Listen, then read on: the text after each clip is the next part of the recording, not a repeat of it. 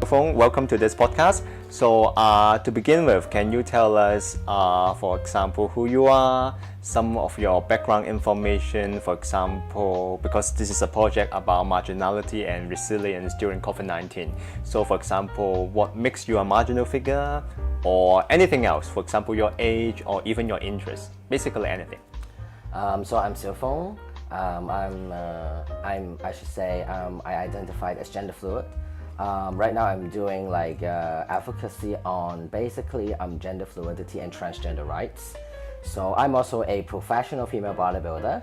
So that could be my professional career, maybe in the future. Mm-hmm. So I'm also doing academic research, and I'm upcoming a PhD candidate at a university in the US. So I am 31 right now. Yeah, and I have been basically born and raised in Hong Kong. Okay, so you mentioned your name first. So maybe let me start by asking something about your name, Siufung. Sure. Guess what? This name has become kind of like an icon, or at least a name quite familiar with a lot of LGBT population in Hong Kong. So can you tell us something about your name, Siufung? Now, I myself have known you for like almost a decade, but our audience or listeners here may not know about that. So tell us about that. Yeah, Siufung is not my born name. Mm-hmm. So it's a name, you can say, it originally came from a pen name. Mm-hmm. So I have been writing poetry when I was teenage, and up till right now I still am writing poetry, but I write much less. But when I wrote poetry, when I was writing in Cantonese, in Chinese, you need to have a pen name. Right. So I was making up a pen name, and at the same time, during that time when I was in teenage, it was popular within the LGBT community that you always call yourself with Siu. So Siufung is actually literal translation is small and wind. Wind, right? Yeah. So wind in classic Chinese poetry, it does have a very poetic meaning. Right. So it does mean having this kind of influence. And I was humble, and because of at that time as I said, the LGBT community was actually very they love to use everything with small. So whatever to make it more cute, I think. Mm-hmm. So I was combining these two. So I actually made a pen name of myself as small and wind. A little bit of influence, so not too arrogant. Okay. About myself. So that was actually initially my pen name. Whenever I read poetry, whenever I publish poetry, I would use this name.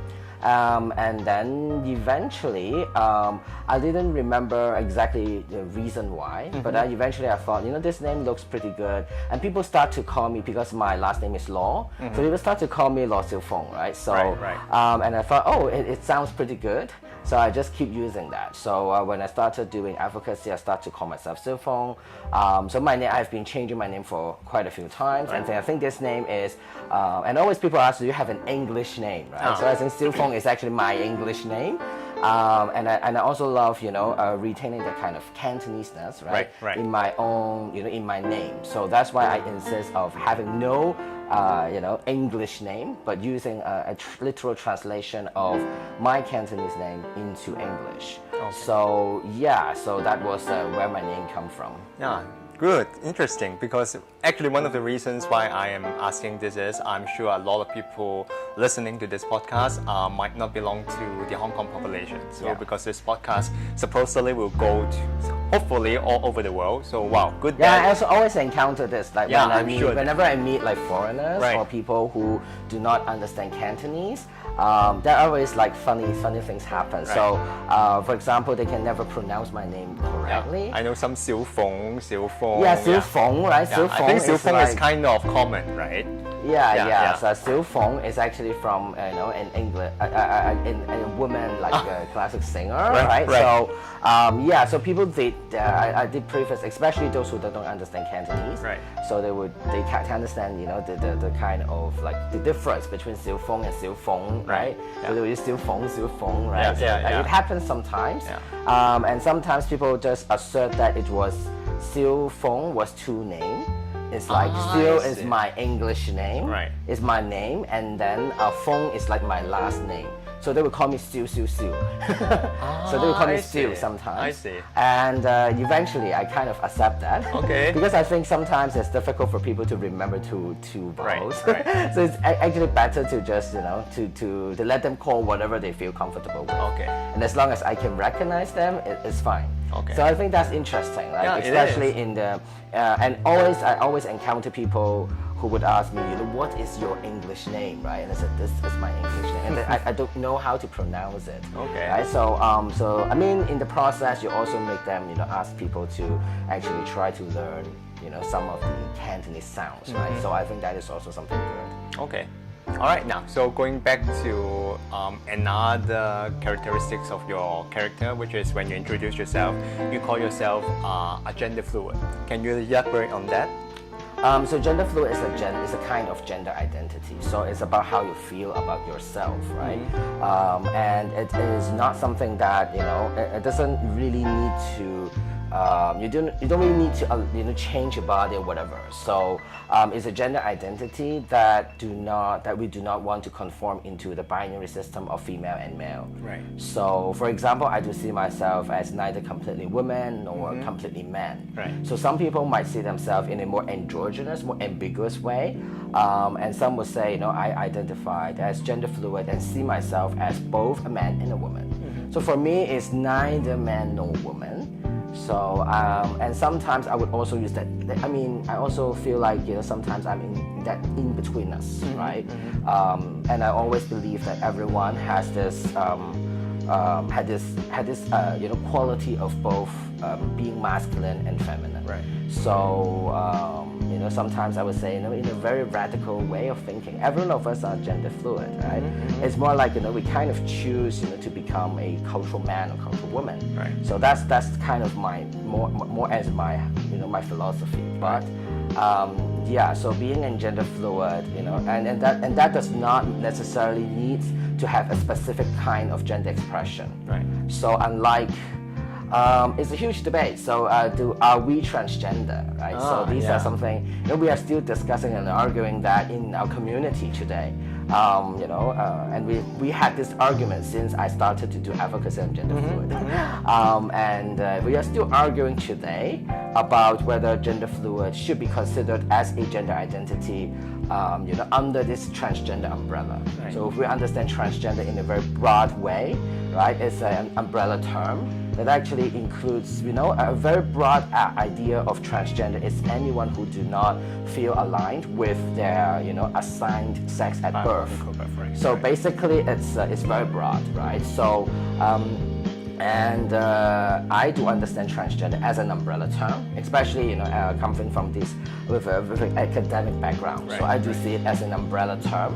But in local activism, right, some activists might not see it that way. So they might see it as seeing transgender as straightly people who do undergo physical transition, right, to become the gender that they want to be. So so it means always female to male or male to female.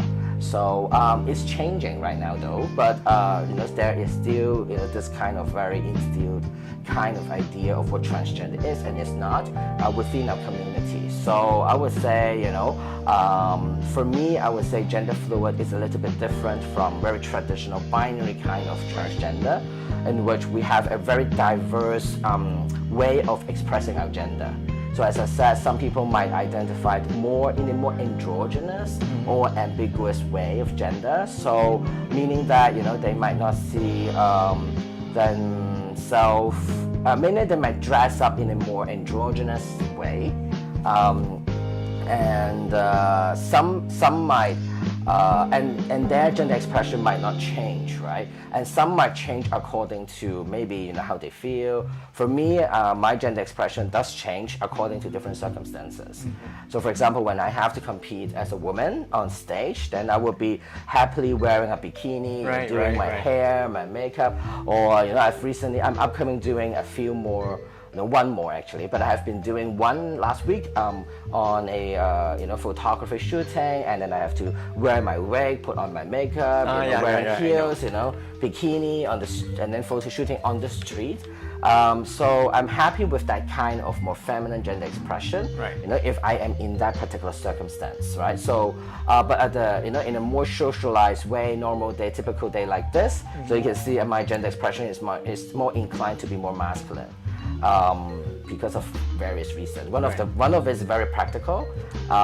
It's because basically it's easier to get clothes in the men's attire than in the women's attire. So even men's attire, sometimes I cannot get the right size. Especially the pants or trousers that are too tight for me.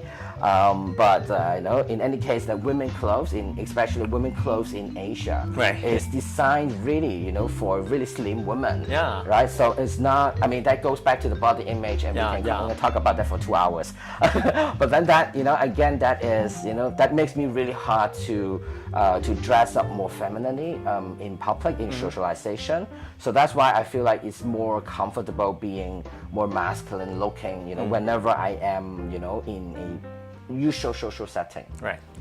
Okay, now, so much about your image in terms of your body, masculinity, femininity, etc. Let's go into your bodybuilding profession and also how it is related to and also affected by COVID-19. Now, I know you yourself is a bodybuilder and also you are a gym trainer. So tell us first, when COVID-19 struck us, what will be some of the immediate difficulties or challenges that you have as a professional trainer and also as a bodybuilder?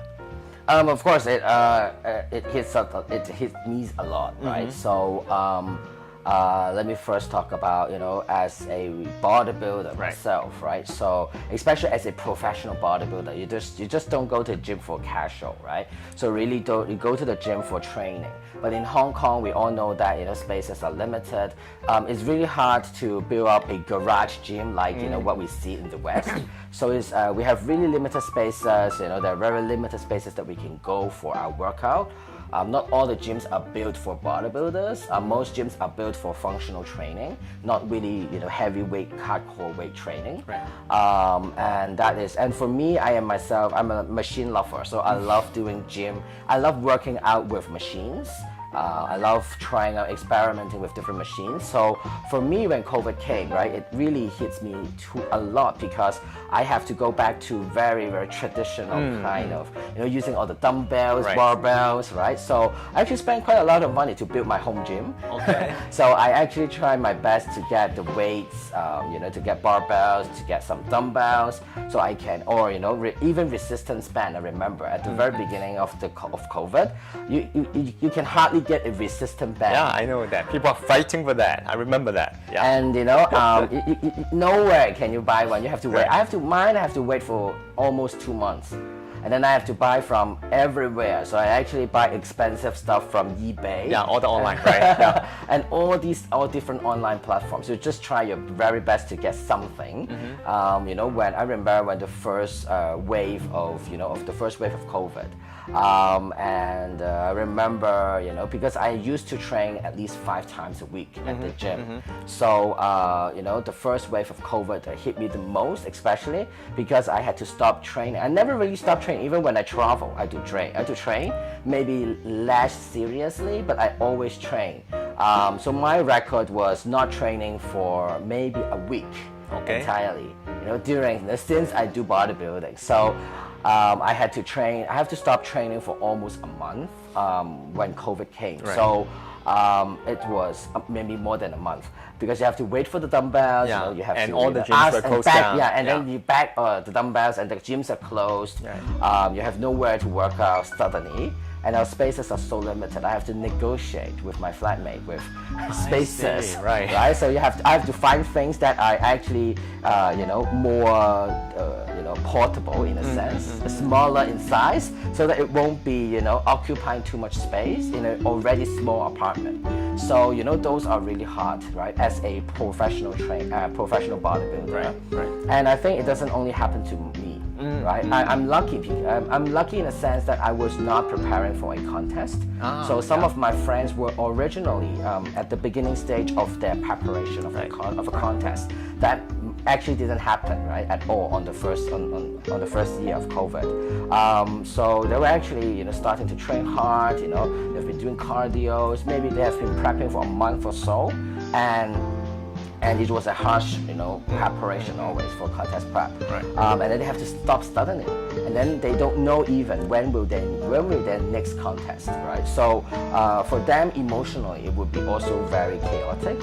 For me, I was a bit lucky because I was not planning to compete anyway on 2020. So I prepared to take a year rest, so I could just stop training, have a little bit of fun at home. Actually not fun, but at least some rest outside the gym. So but yes, that was pretty hard for me, and it took me around the third wave of lockdown that I can develop a gym system at home that I felt more comfortable, that I can really do something, right? So I remember, but even though I have the equipment that I think I need, I can only have like 50% of my usual training at most. So yeah, so that was hard. And of course, as a personal trainer at the gym, it strikes me in terms of not only losing your clients, right? Okay. Your clients will get lazy because of COVID. Yeah. When they get lazy, not because of COVID already, but because of COVID, they have the excuse. And really, it's really hard for them to train, and not all of them are so dedicated to buy stuff at home. If they have some resistance band, it's already very advanced for a lot of beginners, right? And so it was hard. I lose some of my clients, definitely. They never come back, and they get used to just eating, resting, Netflixing at home, and then it's really hard to get them back to the gym. Especially like we have been locking, we have a few waves of lockdowns, right? So even though when it's open up, for a month or so, they're afraid to go to the gym, because of, like my father. I've been training my father as well. So my father, before the gym, we have been training regularly at the gym, really. But because he also have diabetes, so he was afraid to come back to the gym, and he never come back, until now. So I'm trying to make him, to do some home workout, right? But I'm not living with them, so basically, it's really hard to monitor them, monitor him, right? So and then he just get back to the shape before going to the gym. I see. Yeah, and he refused to go to the gym as well. He said, those are not for me. You're not there. Things like that, right? So and then he said it's dangerous. You can get COVID. And stuff like that. All kinds of excuses, right? So it's hard to to get them moving once they get lazy. Especially alongside with COVID.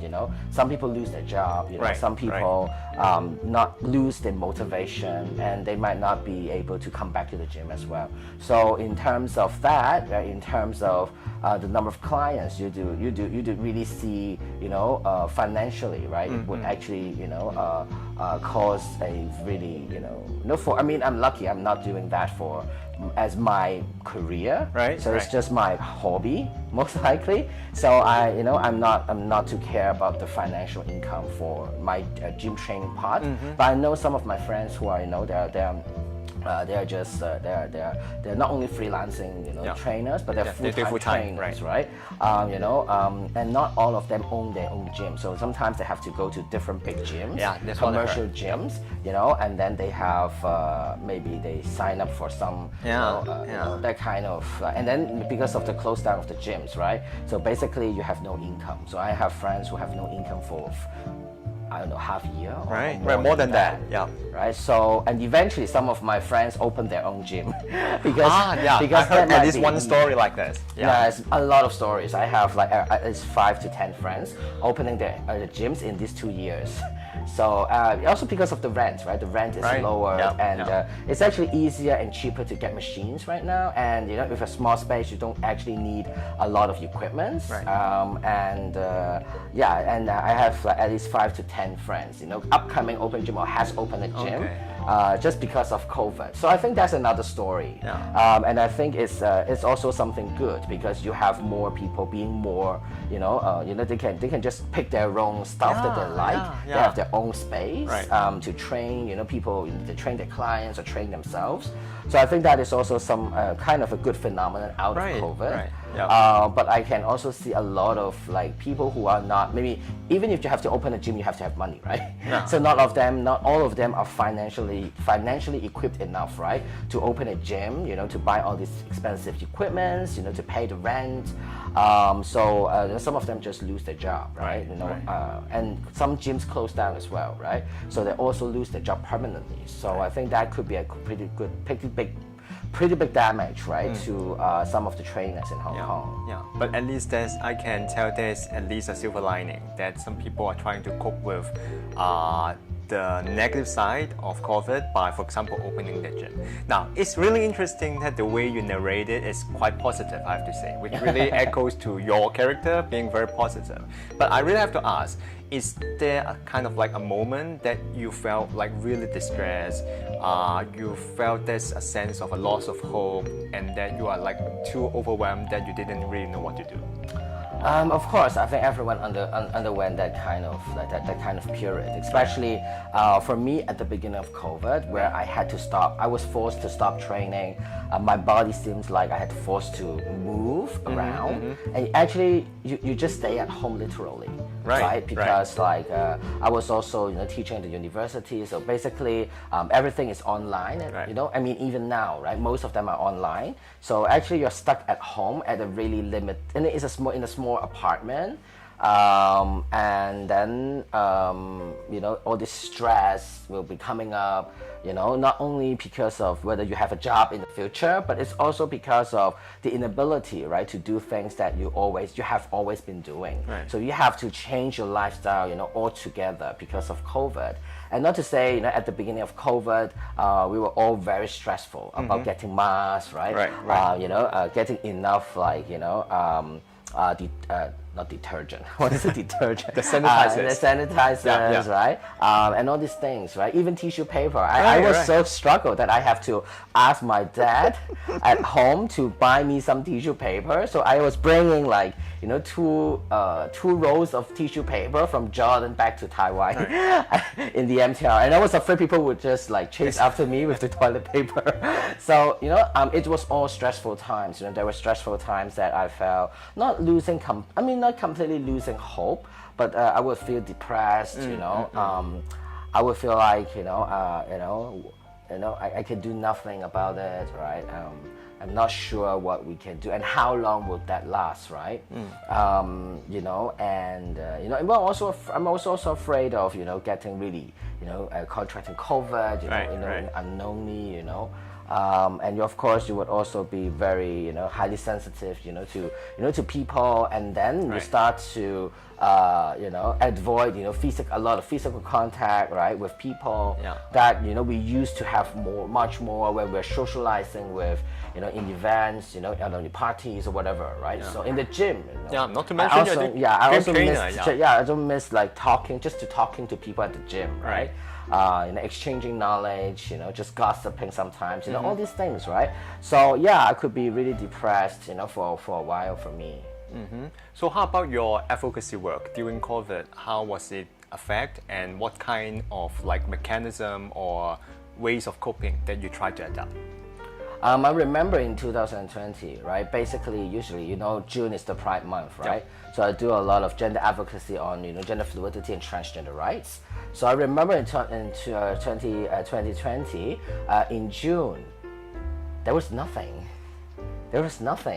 I don't recall a particular event. I used to, my June is used to filled with all sorts of events, Yep. Ranging from, public lecturing to, whatever guest speaker in different, maybe in schools, in the public event, or maybe in corporates, stuff like that, right? Lots of programs, lots of activities. Yes. And I remember my June was always filled up really quickly, Right. For all these kinds of events. And I remember 2020 was maybe the only year that my June was so free. There was nothing. I don't even remember that was June. I don't really recall, June has passed already. And nothing happened, right? You hear nothing about from the LGBT community.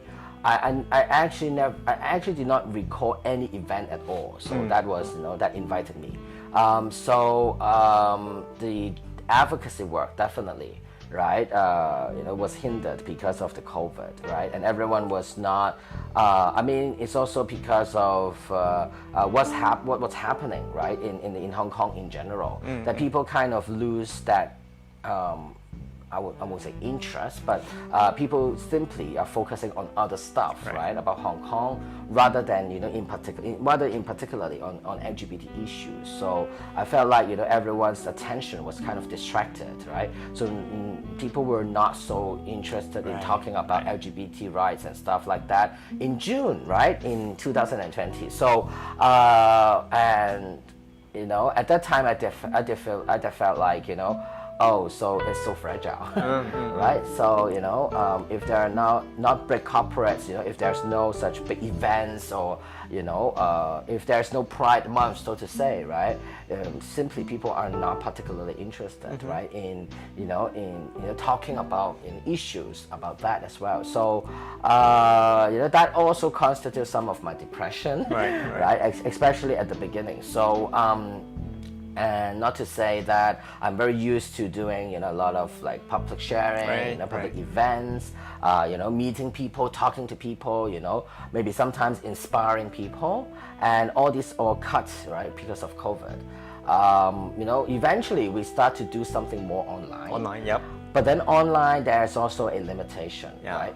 It's also a possibility and limitation, but the limitation is that, you really don't see people face to face, right? It's very similar to teaching, right? So teaching online, of course, is not bad, but it's not as good as having face-to-face contact, right? In face-to-face, you really can, look at the people, look at your student, or look at your audience, right? And then how they feel, whether something hits them, or something that I can elaborate more. But online, everyone is, sometimes they don't even open camera, right? So, everything, you just see, you just talk, you feel like you're just talking to yourself, right? So it's a very different way of interacting with people. And honestly, I don't feel like I can adapt to online, sharing. I'm very used to doing online events, but then if I can choose, I would always prefer having physical contact. Not to say the most valuable times is usually after your official talk, after your official sharing. People come up to you, and sometimes they ask for help, sometimes they just share their insights with you. Sometimes sometimes they brighten my day, right? Sometimes they would say, they would tell me their story, or sometimes their stories are so inspiring that they also brighten myself.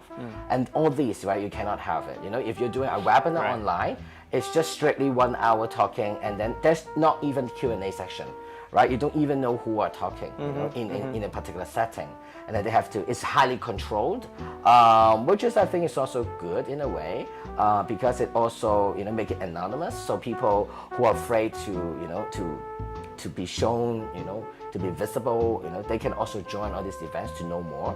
So I think for the younger generation, it could be something good as well. So as I said, it's both limitation and possibilities. In terms of possibilities, I think that I remember I was the ambassador of Pink Dot, Hong Kong. So, and we did it all online, on streaming. Of course, some of them we pre-recorded it, and some of them was live on that day. The performance and stuff like that were live, and then it was all able, it was accessible on the same night. And I think that, events like Pink Dot on streaming online could actually encourage, especially young generation who are still struggling with their identity, who might not be able to come out, physically. They might be they can be accessible. They are they can access to the online streaming and to understand different topics. And not to say usually when we go Pink Dot we can only go focus on one area. If you go to if you go into the band and the musical, then you will miss all this like educational stuff. And put everything online, you can always go back and watch it again and stuff like that. So I think that would also create more voices, right? And then allow everything be recorded. You can go back, refer to it later. You can watch it later. It can also be it can also reach out to more people, especially I think younger people who might be more prone to using online and internet. So I think these are also some possibilities to be able to widen our audience, right? Who was limited to people who were only able to come out. It's really interesting and actually pleasant to know that in terms of both your profession and also advocacy work, you have been very resilient throughout COVID. So my question will be, have you got any new discovery throughout this process? Or have you got some new tactics in terms of caring for yourself as well as others during and after COVID? That's a really good question. So I would say let me talk about new discovery later on.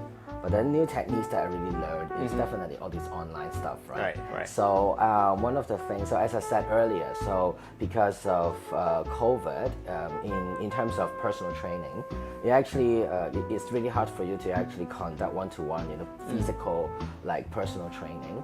So what I have been doing was to be keeping contact with my friends and clients, my students, online.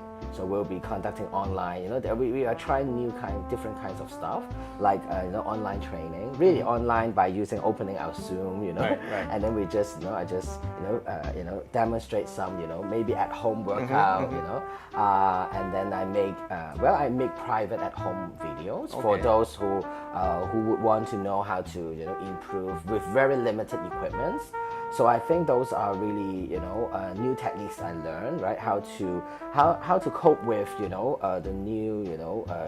new COVID rules, right now, in which a lot of times we might be limited to just, online, without, physical contact. And I'm also getting more used to, for example, talking to people, on an online platform. Right. And of course it's not as good as having physical contact, but I'm more used to the kind of skills that I can manage to incite or maybe sometimes just inspire people to talk more with you. And sometimes I feel like with an online system they can ask questions that they're not used to ask in public. Yep. So I think that is also something something valuable, something good that came out from this COVID experience.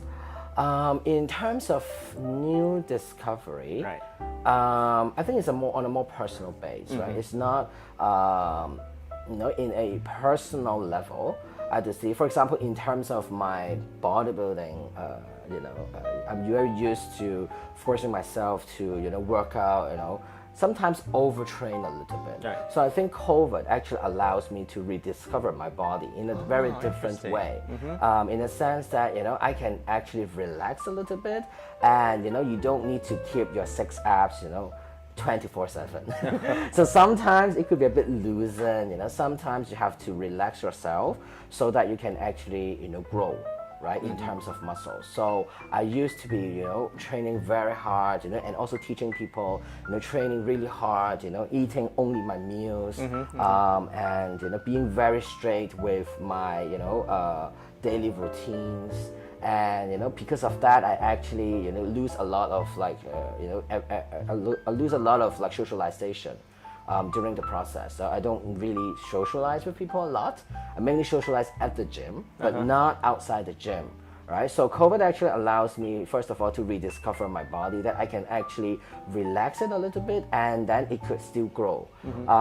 And eventually, of course, I won't say, I'm a little bit lazy even now. If compared to before COVID. Yeah, the most intense period, right? Yes, but I am still growing. Okay. Right, and I am in an actually healthier state, mentally and physically. So I think that's something good for me during, for this COVID, that I can actually learn about something that I would never really, experiment, if it's normal time. And at the same time also, because of COVID, alongside with online, training programs or online, teaching or whatever, I also realized that, actually allows me this chance to actually reconnect with people whom, I just not used to connect with, right? Okay. So, friends that I'm not someone who would, just normally call up a friend, or randomly call up someone and talk to, just random stuff, right, to someone. So, but then COVID is, during this long period of lockdown, it actually allows me to reconnect with people whom and reconnect people in an active way, right? Try to see, and I feel like I am much more compassionate as well, because during the COVID, I know some of my friends, maybe get laid off, they lose their financial support or things like that. They may encounter a lot of mental struggle, because of, the limited space that we're living in, a lot of mental stress, that kind of stuff. COVID actually allows us to be able to talk about these issues through online, through phone, which is not something that is very intimidating. Sometimes people will feel like, talk to someone face to face directly about my problems or my stress or my difficulties is something really, really difficult. Okay, so one last question or topic in relation to what you have said just now in terms of using your phone or not having personal contacts, social media. According to a lot of researchers, during COVID, social media actually played a very important role in terms of keeping people in touch, at least virtually together. And the whole thing about our project this time is actually we have kind of like a subtopic, how to be apart together simultaneously. So can you share with us your practice of using social media? What's your view about social media, especially during the pandemic? I can recall during the lockdown, every week my phone will remind me how much I have used, how much more time I have used on my social media. I mainly use like Instagram on my own, and I felt like, it's a very important channel for a lot of people. Not necessarily for me, but for a lot of people, I think it's a very important channel to actually, speak up and open up themselves, right? So normally we do see a lot of when we see social media, it's always about putting yourself in the best outfit, putting yourself in the best body shape, that kind of thing, right? But I also see at the same time, especially within the LGBT community, I do see there are a lot more people opening up their vulnerability during COVID and actually encourage others to actually open up as well, and create that, and also create that kind of networking, right, with people who might feel not so glamorous, not so happy, right, to be able to be together, right, to share the kind of difficulties and problems that they have. So I think social media could actually be something good, right? And I think the other good thing that is a bit not really related to LGBT stuff, but in general, is that when you cannot travel elsewhere, when you have to stay within a space, right? You would actually be much more creative in posting up, in discovering. And a lot of times people go more inwards as well. Right. That's what I realized as well. So some of my overseas friends, right? They start to do meditation because of COVID, and they even teach people doing meditation, right? As a way to calm themselves, right? And to also release the kind of mental stress that they're experiencing, maybe living with their families, right? who might not understand the situation or living, in a very, limited, small space, right? And they were unable to go out, things like that. So I think social media does provide, in a very positive way, does provide a networking channel, right, for people to speak out their vulnerabilities, right, and to share their kind of vulnerabilities. So I would say for me, my social media is not used for very personal stuff. So I do post personal, people, friends, but for me, it's not really a space for me to just pour out my internal feelings. But I do see, the power of doing that as well. And I appreciate people who would like to do that, right? For me, on the contrary, as I said earlier, I think that social media, especially Instagram, allows me to connect with people with everywhere. So during COVID especially, I actually encounter more people who just text me or DM me randomly and privately in terms of their struggles, right? As an LGBT person or as someone who aspire to be a bodybuilder, to be to fitness, to be more into the fitness, the struggle and stuff like that. Sometimes they will share with me, so I think that is also kind of a channel, right, to let people to just share their vulnerabilities without having too much risk of I don't know. Sometimes people will feel a lot of risk, right, when they have to talk to you face to face. Right.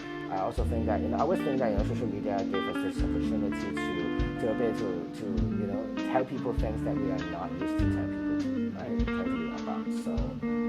So I think that is something that I find. Of course, social media is good, and it's not because of social media, and not only on Instagram, but I think other communication tools like WhatsApp, Signal, right? All this enables me.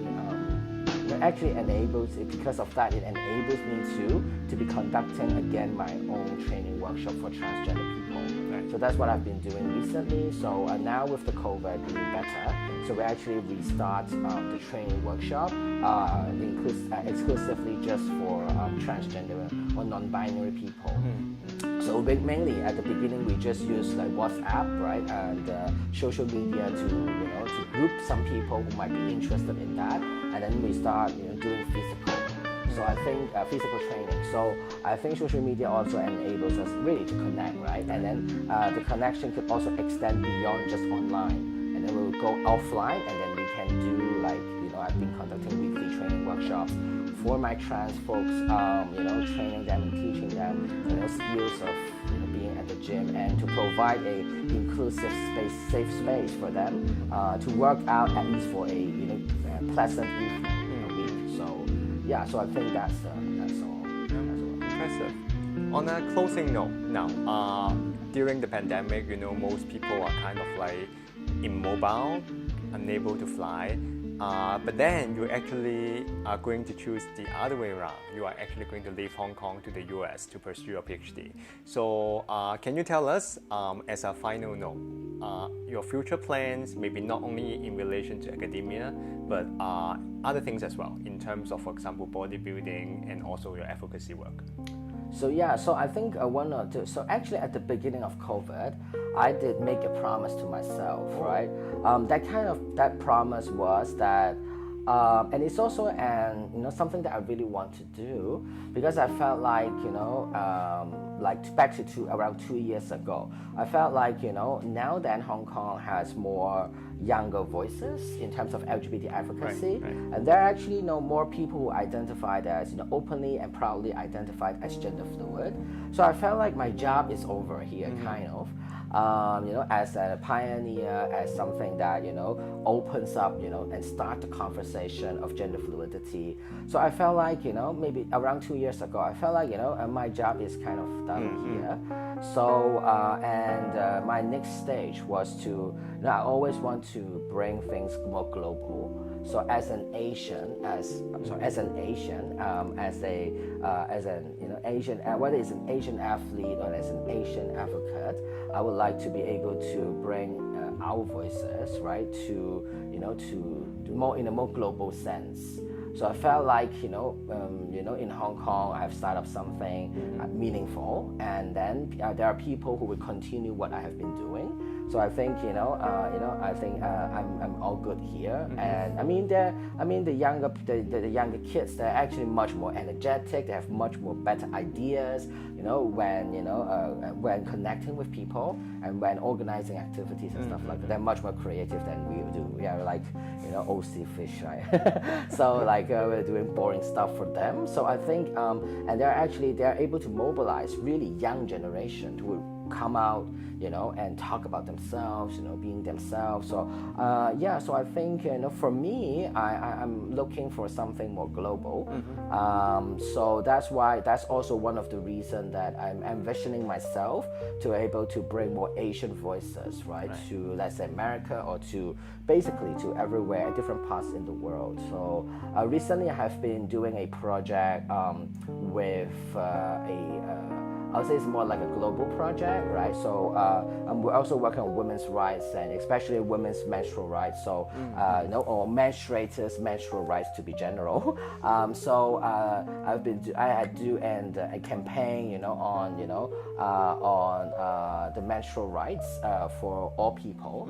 So I'm also looking forward to have more projects that could connect not only me with Hong Kong, but also me with a more global sense. So that's my ambition, right? So alongside with pursuing my academic career, I would also, my proposal for my PhD is also something in relation to Asian voices, right? To Asian visibility and Asian gender fluidity. So so these are things that, these are my upcoming ambitions. So I want to bring myself in the more global stage.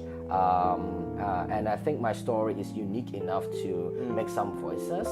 So that's my next stage and next plan. Okay. All right. Before we end, I know a lot of our audience here might be also belonging to underrepresented or underprivileged groups who might be still suffering because of the pandemic. So any word of wisdom that you can give them as a final takeaway? I know it's a challenging question. I caught you by surprise, right? No, it doesn't cause me butterflies, but let me think. It's always that kind of ending, but I always hate that ending.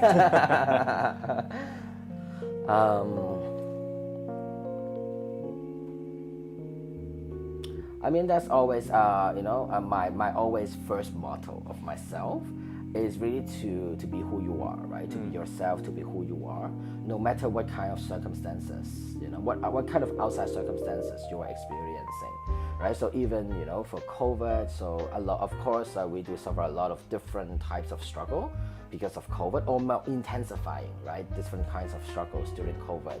But I do think that, as long as you are true to yourself, and then you are not afraid, first of all, you have to know who you are, right? And then this have to go inwards, right? So you have to go inwards to know and find out who you really are. And once you do, just follow that, just follow your heart to be who you are.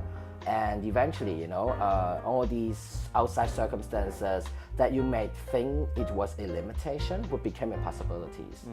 Right? So for example, for myself, right? So I have always been wanting to study my PhD. For 6 years ago. I've been working for 6 years. So 6 years ago, there were a lot of different kinds of hurdles that prevents me from, actually applying.